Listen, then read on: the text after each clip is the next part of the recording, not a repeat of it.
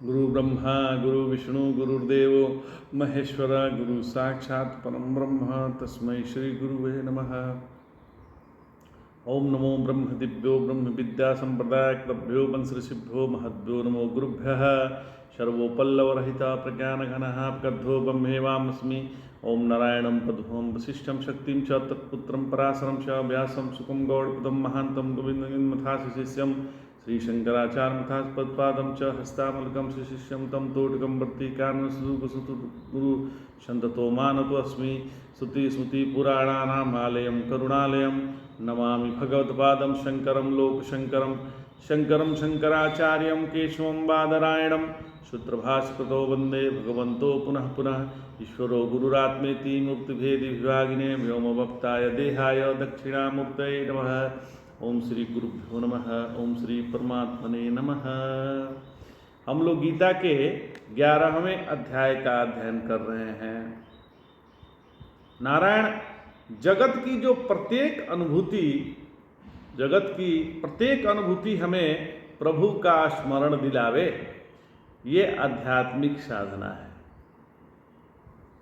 यदि जगत की प्रत्येक अनुभूति हमको प्रभु का स्मरण नहीं दिला रही है तो हम आध्यात्मिक साधना नहीं कर रहे हैं।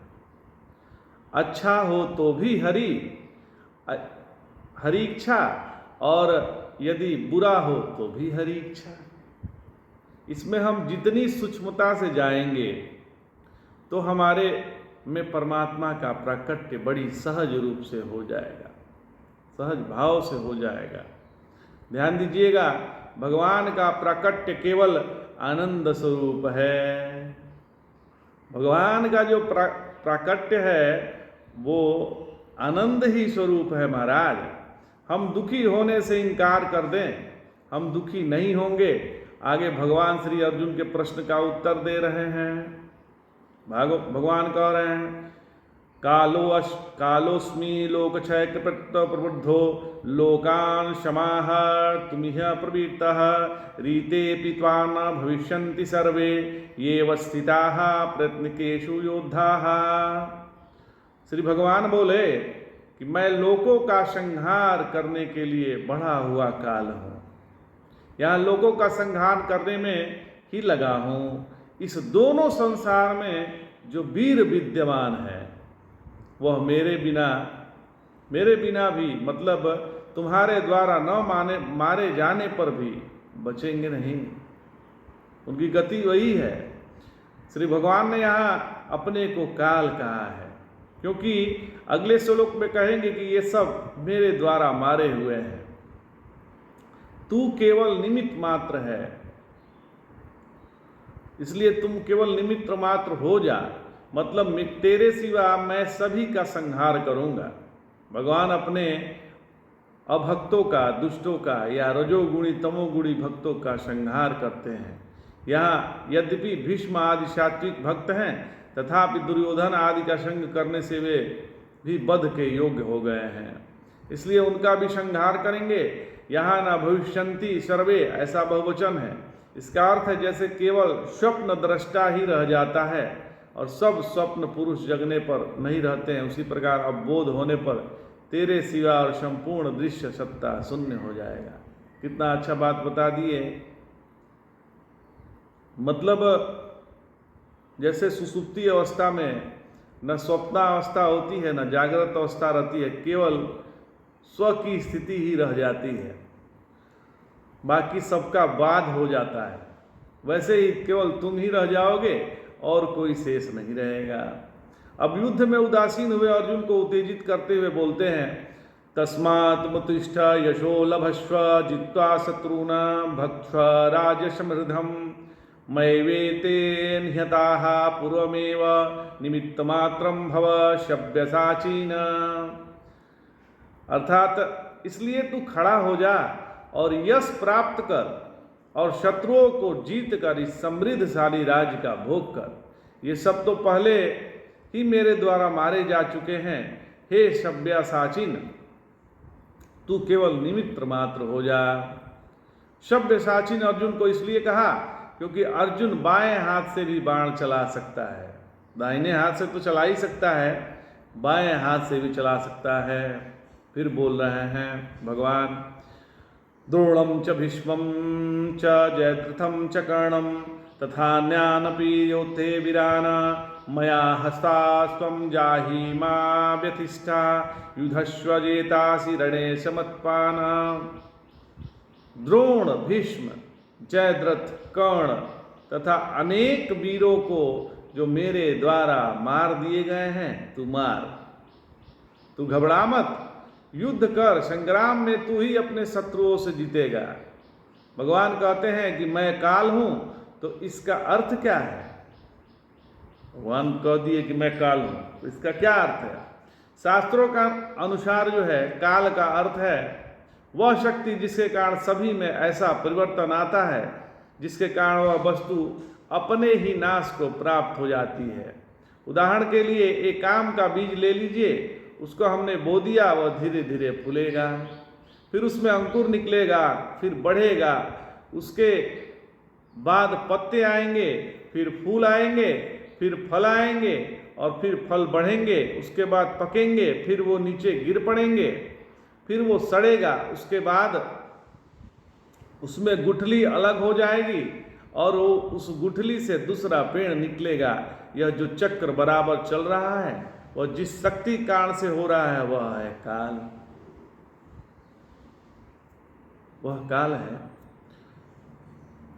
तो हम लोग कहते हैं कि मैं बड़ा हूं, कहते हैं ना, अरे बड़ा हुआ तो क्या हुआ, जैसे पेड़ खजूरा, हमने ऐसा क्या किया जिससे हम बड़े हो गए। ये तो पृथ्वी माता सूर्य के चारों ओर चक्कर लगा रही है और हम कह रहे हैं कि हम बढ़ रहे हैं। तो काल का मतलब वह शक्ति जिससे जगत के सभी विषय वस्तु में परिवर्तन आते जा रहा है। जिसने उस काल को पहचान लिया है वह परिवर्तनों के द्वारा प्रभावित नहीं होगा। लेकिन हमारा ध्यान परिवर्तनों पर है। यदि ध्यान प्रभु पर होगा तो यह काल की दाल हमारे सामने नहीं गलेगी। नारायण, इस जगत में हर चीज अपने मृत्यु की तरफ दौड़ रही है। कोई भी चीज ले लो आप, कोई भी चीज ले लो भाई, हर एक वस्तु अपने नाश की तरफ दौड़ रही है। केवल हम अपनी मृत्यु की राह देख रहे हैं और कुछ नहीं। कालोऽस्मि लोकक्षय कृपा प्रविधो, यह जो तत्व है जिसके कारण से संपूर्ण विश्व में परिवर्तन हो करके यह नाम रूप जगत अपने लिए ही विनाश के लिए चल पड़ा है, वह मैं हूं। इसलिए लोकान समाह तुमिह प्रवृत्तः, यह संपूर्ण विश्व को समेटने के लिए मैं प्रवृत्त हो गया हूं। जन्म और मरण यह एक ही सिक्के के दो पहलू हैं महाराज। बचपन मर गया, जवानी आई, जवानी मर गई, बुढ़ापा आया, एक के बाद एक चलता रहता है। मृत्यु और जन्म एक ही वस्तु के दो नाम हैं। फिर कहते हैं ऋतेपि त्वां न भविष्यन्ति सर्वे स्थिताः प्रयत्नोकेषु योद्धाः। अब ध्यान दीजिएगा, यह बहुत महत्व की बात भगवान बतलाते हैं। भगवान कहते हैं कि अर्जुन चाहे तुम हो या ना हो, ये सब मरे हुए हैं। मैंने इन सबको मार दिया है, पर तुमको लग रहा है कि मैं मारने वाला हूं। अर्जुन कहता है कि मैं इनको कैसे मारूं। भगवान कहते हैं कि तुम मारने वाले होते कौन हो, मैंने इनको पहले ही मार दिया है। इसलिए न तुमको दुख लग रहा है, न कि मैं मारूंगा तो पाप लगेगा, और पाप लगेगा तो नरक में जाना पड़ेगा। इस चक्कर से तुम दूर हो जाओ। ये चक्कर में मत पड़ना, क्योंकि तुम्हारे न रहते हुए भी न भविष्यन्ति सर्वे ये वस्थिताः, ये सब पहले ही मर चुके हैं। अब ध्यान दीजिएगा कि भगवान की दृष्टि में हमारी दृष्टि में क्या फर्क है। यदि हम अपने को देह मानते हैं तो जीवन के सारे विषय वस्तु परिस्थिति हमको परेशान करती है, और यदि हम अपने आप को चैतन्य माना है तो हमारे लिए भूत भविष्य वर्तमान सब एक ही है, और जो भी द्रष्टव्य है वह सब अपना स्वरूप ही है। भगवान कह रहे हैं कि तुमको लगता है कि मैं इनको मारूंगा और इनको मैं पहले ही मार चुका हूं। ध्यान दीजिएगा, यदि हम भगवान के भगत हैं तो शिकायत कभी नहीं होगी। देखिए कितनी सुंदर बात है, भगवान कहते हैं कि उठ जाओ और युद्ध करो। मैं आश्वस्त करता हूं कि तुम जीतोगे, तुम केवल निमित्त बन जाओ, क्योंकि इन सभी में को मैंने पहले ही मार चुका हूं। केवल वह मरे हुए को मारो जो पहले ही मरे हुए हैं, और इस समृद्ध राज्य का भोग करो। नारायण, यहाँ जो कुछ भी दुनिया में हो रहा है वह हरि इच्छा से हो रहा है, और अहंकार भी फिर भी अहंकार विमूढ़ात्मा करता अहम इति मन्यते, और हमें लगता है कि मैं कर रहा हूँ। हमारे जीवन में जो होने वाला है वह टलता नहीं है महाराज। जो हमारे जीवन में आना है वह निश्चित आएगा। आध्यात्मिक साधना का तात्पर्य यह है कि तैयार रहो, और हम फालतू के विषयों को लेकर दुखित होते रहते हैं। इस जगत में निमित्त बन के रहने का तात्पर्य है कि किसी कार्य का क्रेडिट न लें। यह कर्तृत्वाभिमान ही हमको परेशान करता है। यह जो कुछ हो रहा है यह प्रभु इच्छा से चल रहा है, बस हम निमित्त मात्र हैं। इस दुनिया में हमारी किसी कर्म को किसी की आवश्यकता नहीं है। निमित्त मात्र का तात्पर्य है कि अपने कर्तृत्वाभिमान का त्याग करना। यदि हमने कर्तृत्वाभिमान का त्याग कर लिया तो हमारे में पाप पुण्य सुख दुख आदि का निर्माण नहीं होगा महाराज। जब हम लोग पूजा के लिए बैठते हैं तो पंडित जी हमको पहले संकल्प दिलाते हैं। हाथ में चावल रख दिया, फिर फूल रख दिया, जल रख दिया, उसके बाद कहते हैं कि वो जो कह रहे हैं उसे दोहराना है। और सही में देखा जाए तो पंडित जी ही पूरा संकल्प लेते हैं, जजमान आधा अधूरा ही ले पाते हैं। मतलब हम पहले ही संकल्प लेते हैं और कर्तृत्वाभिमान मैं हूँ यह स्वीकार करते हैं। उसके बाद कर्म होता है। दशरथ जी ने जो पुत्र कामेष्ठी यज्ञ किया था वह दशरथ जी ने थोड़े ही किया था, वह किया एक पंडित जी ने था। तो पुत्र किसको हुआ? पंडित जी को या दशरथ को। पर ऐसा नहीं है, क्योंकि पुत्र होता है यजमान को, क्योंकि उसका कर्तृत्वाभिमान है। तो निमित्त मात्र का मतलब हुआ जो कुछ भी हो रहा है वह प्रभु इच्छा से हो रहा है, और जो कुछ भी हम कर रहे हैं वह मेरी आवश्यकता है, दूसरे की आवश्यकता नहीं है। यह आवश्यकता हमारी है। विशेष करके माँ बाप को बच्चे की आवश्यकता होती है। बच्चे को माँ बाप की आवश्यकता नहीं होती।